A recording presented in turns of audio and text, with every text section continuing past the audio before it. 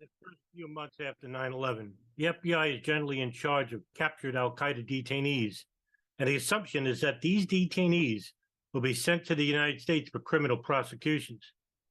However, beginning in January of 2002, this policy begins to change. The highest ranking Al Qaeda detainee in U.S. custody at the time, Ibn al-Sheikh al-Libi, was transferred from FBI to CIA custody and then flown to Egypt to be tortured by the Egyptian government. Also in January, the CIA, not the FBI, begins secretly flying detainees to the U.S.-controlled prison in Guantanamo, Cuba. Journalist James Risen will later comment, by choosing the CIA over the FBI, President Bush was rejecting the law enforcement approach to fighting terrorism that had been favored during the Clinton era. Bush had decided that Al Qaeda was a national security threat, not a law enforcement threat, and he did not want Al Qaeda operatives brought back to face trial in the United States, where they would come under strict rules of the American legal system. This change of policy culminates in the arrest of Abu Zubaydah. The Washington Post will later report that in March of 2002, Abu Zubaydah was captured, and the interrogation debate between the CIA and the FBI began anew. This time, when FBI Director Robert Mueller decided to withhold FBI involvement, it was a signal that the tug of war was over. Once the CIA was given the green light, they had the lead role. The CIA decides that Guantanamo is too public and involves too many U.S. agencies to hold important Al Qaeda detainees. By the time Zubaydah is captured, the CIA has already set up a secret prison in Thailand, and Zubaydah is flown there just days after his capture.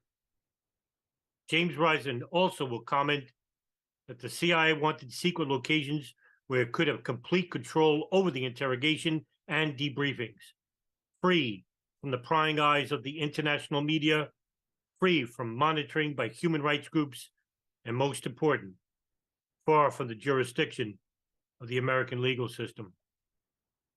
On February 7, 2002, the White House declares that the United States will apply the Geneva Conventions to the conflict in Afghanistan, but will not grant prisoner of war status to captured Taliban and Al Qaeda fighters.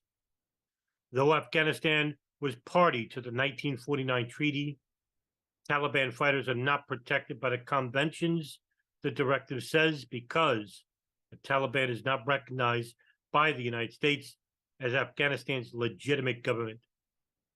Likewise, Al Qaeda fighters are not eligible to be protected under the treaty's provisions because they do not represent a state that is party to the conventions either. Presidential directive is apparently based on Alberto Gonzalez's January 25th memo. The directive also concludes that President Bush, as Commander-in-Chief of the United States, has the authority to suspend the Geneva Conventions regarding the conflict in Afghanistan should he feel necessary.